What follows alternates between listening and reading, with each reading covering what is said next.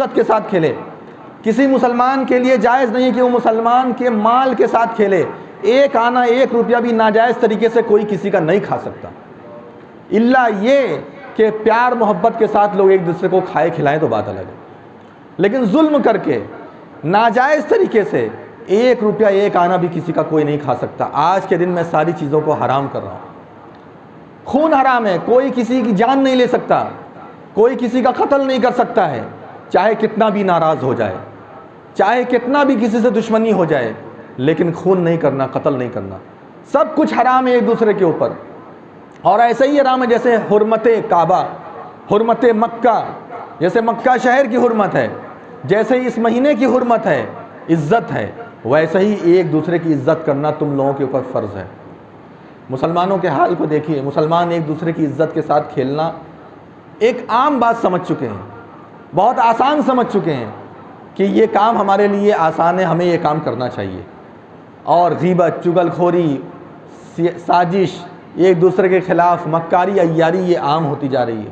جبکہ اللہ کے رسول صلی اللہ علیہ وسلم کا عظیم خطاب اسی سے شروع ہوتا ہے.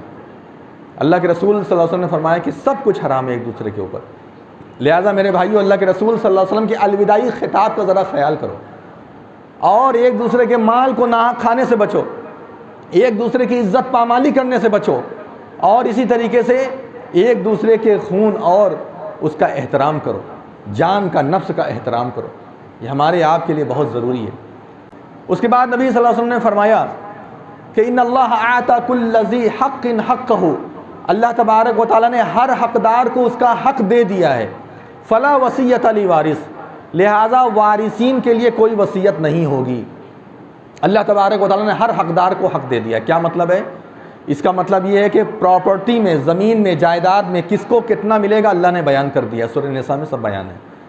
فلا وصیت لوارث، لہذا کان کھول کر کے سب لوگ سن لو، کسی بھی وارث کو وصیت نہیں کر سکتے. ایک باپ ہے، اس کی اگر 4 اولاد ہے، لڑکا لڑکی سب ملا کر کے، یا اسے صرف لڑکا ہے یا صرف لڑکی ہے، جو بھی اولاد ہے، سب کو قانون وراثت کے حساب سے حصہ ملے گا. کوئی باپ خوش ہو کر کے اپنے کسی ایک لڑکے کو، ایک لڑکی کو زیادہ نہیں دے سکتا. یا جتنا بھی آپ کا مال ہے، جتنی بھی پراپرٹی ہے، سب اکٹھا کرنے کے بعد اس میں سے 1% بھی اونچا نیچا نہیں کر سکتے ہیں. جیسا قانون ہے اسی قانون کے حساب سے سب کو بانٹا جائے گا. ان اللہ اعطى كل ذی حق حقہ فلا وصیت لوارث، وارثین کو وصیت نہیں کی جائے گی. وصیت کس کو ہوگی؟ جس کا وراثت میں حق نہیں بنتا. مثلا آپ مسجد میں کچھ دینا چاہتے ہیں، وہاں آپ دے سکتے ہیں. کسی غریب کو کچھ دینا چاہتے ہیں، پراپرٹی میں سے دے سکتے ہیں. مدرسے کو دینا چاہتے ہیں، دے سکتے ہیں. کسی اہل علم کو دینا چاہتے ہیں، دے سکتے ہیں. لیکن یہ وارثین نہیں ہونے چاہیے، اور 33% سے زیادہ نہیں ہونا چاہیے. 66 یا 67% آپ کو اپنے گھر والوں کے لیے رکھنا پڑے گا. صرف 33% وصیت کر سکتے ہیں، وہ بھی ان کو جن کا حصہ نہیں بنتا. بیوی کا حصہ بنتا ہے، بیوی کو آپ وصیت نہیں کر سکتے. اور ایسے ہی بیوی زندہ ہے، اس کا شوہر مر گیا، تو شوہر کو جو ہے، یعنی شوہر ابھی زندہ ہے، بیوی مر گئی ہے، تو ایسی صورت میں ایک دوسرے کو جو حصہ مقرر کیا گیا ہے قرآن میں وہی ملے گا. ایک دوسرے کو وصیت کوئی نہیں کر سکتا. اگر کوئی ایک دوسرے کو وصیت کرے گا تو اس وصیت کو نہیں مانا جائے گا، اور اسلامی شریعت کے ماننے والے جو اہل علم ہوں گے، جو مفتی قاضی ہوں گے، اس وصیت کو پھاڑ دیں گے، نہیں مانیں گے، اس کو منسوخ کر دیں گے. اللہ کے رسول صلی اللہ علیہ وسلم نے فرمایا کہ بیویوں کا حق ہے. وَإِنَّ لِنِسَائِكُمْ عَلَيْكُمْ حَقًّا، عورتوں کا حق ہے تمہارے لیے، اور تم نے ان کی شرمگاہ کو اللہ کا نام لے کر کے حلال کیا ہے. تمہارے لیے یہ لازم ہے کہ تم ان کے کپڑے کا اور ان کے رہنے سہنے کا اور ان کے کھانے پینے کا پورا انتظام کرو.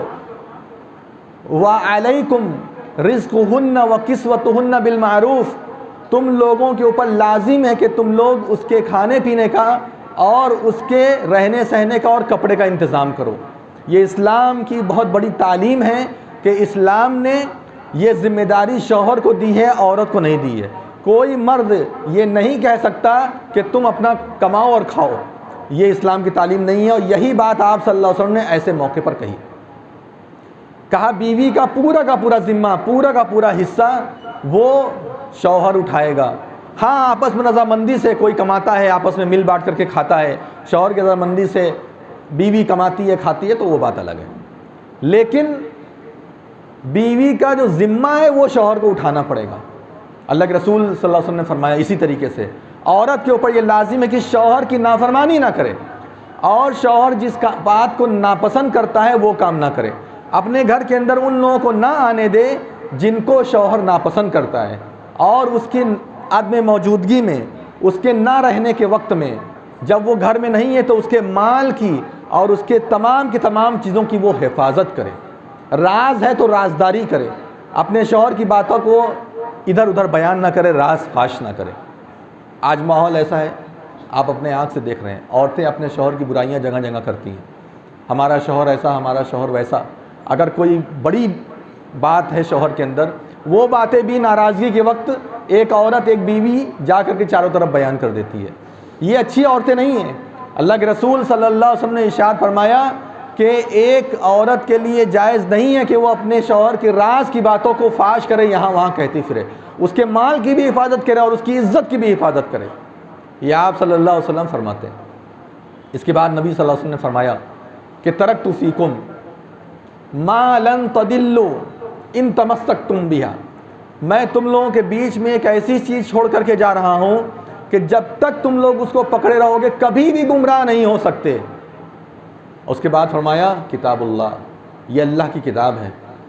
اللہ رب العالمین نے قرآن کو اپنی رسی کہا ہے، وَاعْتَصِمُوا بِحَبْلِ اللَّهِ جَمِيعًا، سارے کے سارے مل کر کے اتحاد کے ساتھ اللہ کی رسی کو مضبوطی کے ساتھ پکڑو۔ رسی کیا ہے؟ القرآن ہوا حبل اللہ المتین، قرآن یہ اللہ رب العالمین کی مضبوط رسی ہے، اسی کو پکڑنے کے لیے کہا۔ آج مسلمانوں نے قرآن چھوڑ دیا، اور قرآن چھوڑا ہے چاہے کوئی کتنا بھی دعویٰ کرے کہ نہیں ہم قرآن پکڑے ہیں، ایسا نہیں۔ جو لوگ بھی قرآن کی خلاف ورزی کر رہے ہیں انہوں نے قرآن کو چھوڑا ہے۔ اللہ کے رسول صلی اللہ علیہ وسلم قیامت کے دن اللہ رب العالمین کے حضور یہ بات کہیں گے، کیا کہیں گے؟ یا ربی، اے میرے رب، ان قوم اتخذوا ھذا القرآن مہجورا، میری قوم کے لوگوں نے قرآن کو چھوڑ دیا تھا۔ یہ رسول کہے گا جو اس بات کی دلیل ہے کہ مسلمان قرآن چھوڑیں گے، اور یہ سورہ فرقان کی آیت ہے، قرآن میں یہ موجود ہے۔ یا ربی، اے میرے رب، ان قوم اتخذوا ھذا القرآن مہجورا،